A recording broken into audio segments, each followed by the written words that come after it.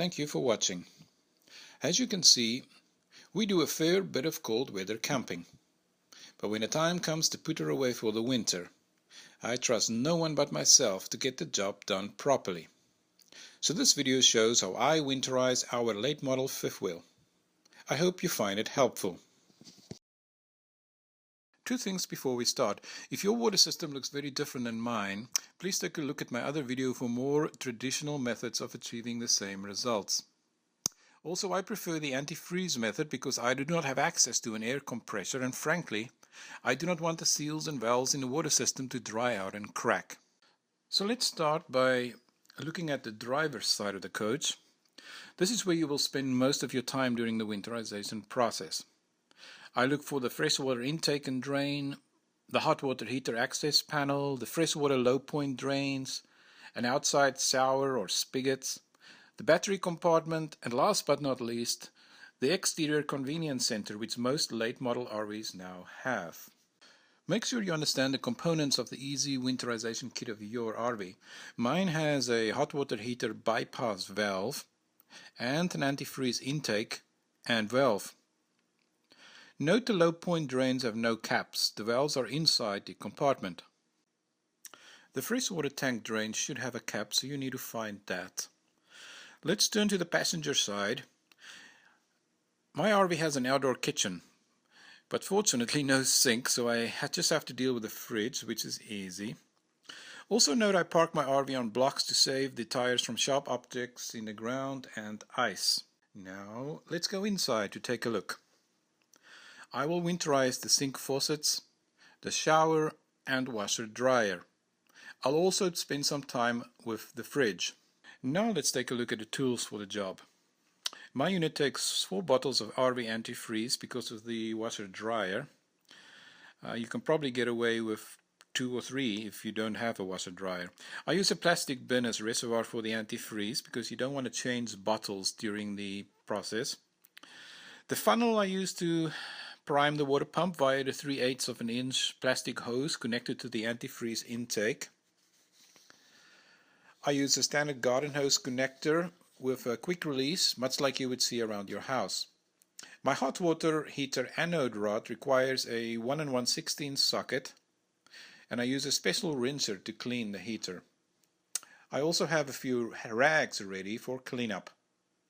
Finally, I like to place moisture absorbers inside the RV during winter to keep the air dry and to neutralize any mold smells. Now, before I begin, I make sure the RV is level so the tanks and washer dryer can drain properly. I will now bypass the water heater to prevent any liquid from entering the heater. Now, if you don't do this, you will fill the heater with antifreeze, which is unnecessary and expensive. Now I turn off the battery switch and switch on the water pump. This way I can control the water pump from the convenience center instead of running in and out of the RV. Switch on, water pump on, switch off, water pump off. Perfect. I will drain the freshwater tank. Remember to replace the cap. Now I put a bit of antifreeze in the tank just to lubricate any seals low in the tank. A bit unnecessary, you don't have to do this, but I do it anyway. Now it's time to open the low point drains.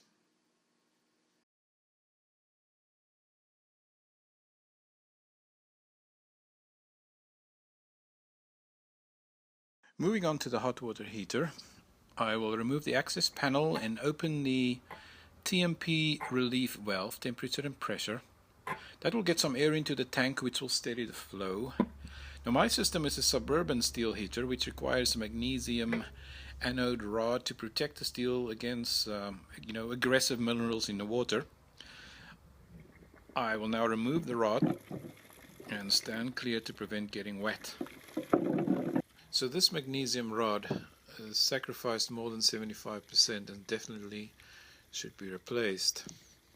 In the interest of time, I'm not going to show how to rinse the water heater, but you connect it to a garden hose and it's a simple process. I do cover it in the other video.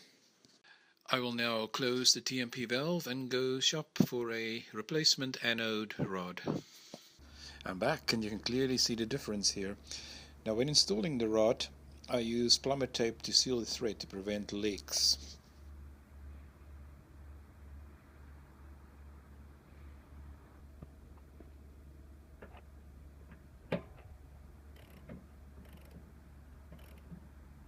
Back at the convenience center, I will position the reservoir close to the antifreeze intake, and I use a quick connect to attach the plastic pipe.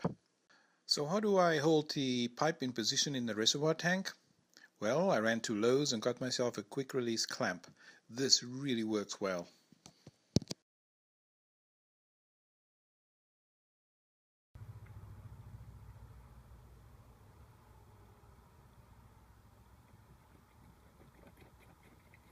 After filling the reservoir with 3.5 bottles of antifreeze, I flipped the winterize valve.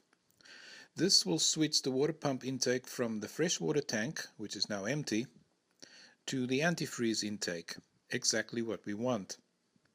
I will now fill the intake pipe with antifreeze using a funnel. This is a priming process and it will help the water pump function as required. You don't want it to suck air the whole time. So with the intake pipe firmly secured in the reservoir, I turn on the water pump by switching on the battery switch. I open the outside shower hot and cold faucets, and this will cause the water pump into action. Now pink antifreeze should pour from the shower below. I will then close the faucets and prepare to enter the coach. Inside the coach, I start with the cold water faucet furthest away from the water pump. I open until I see pink, then close, and repeat on the hot water side. Remember the shower and also flush the toilet until pink. Now it is time to deal with the washer dryer.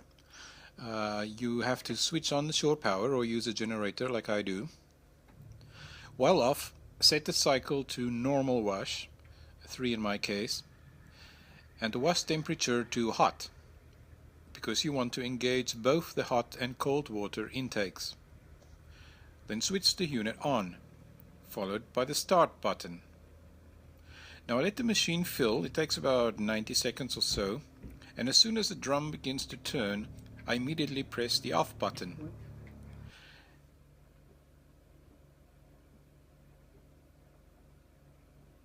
I will then set the cycle to spin and press start.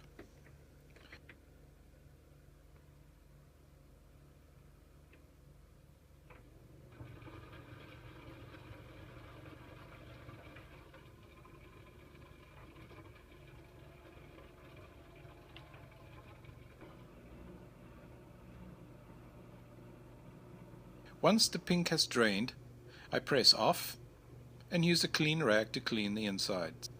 Disconnect the shore power and switch off the water pump. I will now walk through the coach and put a bit of antifreeze into the drains to lubricate the traps, and also the toilet bowl to lubricate the O-rings. Then it's time for cleanup. I use a clean rag to remove all the pink. As explained earlier, I place absorbing crystals in the lounge and bedroom areas of the coach. This will remove some moisture from the air and also prevent a moldy smell which you may experience once you return in the spring. To prevent molding in the fridges, you have to keep the doors open. Look to see if the doors on your fridge have stoppers. If not, you have to find ways to keep the doors from closing. Back outside, I switch off the battery switch and check for pink in the low point drains. If not pink, something went wrong and you may have to retrace your steps. Finally, I try to protect the city water intake check valve by removing the small strainer and then pressing the valve button to see if pink will come out of there. That's a good indication that that valve is completely winterized. Stand back, this may splash.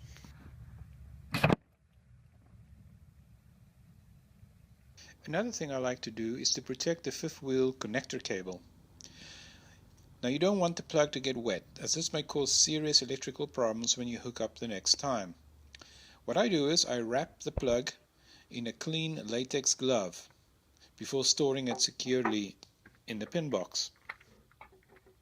Batteries are expensive and need to be taken care of.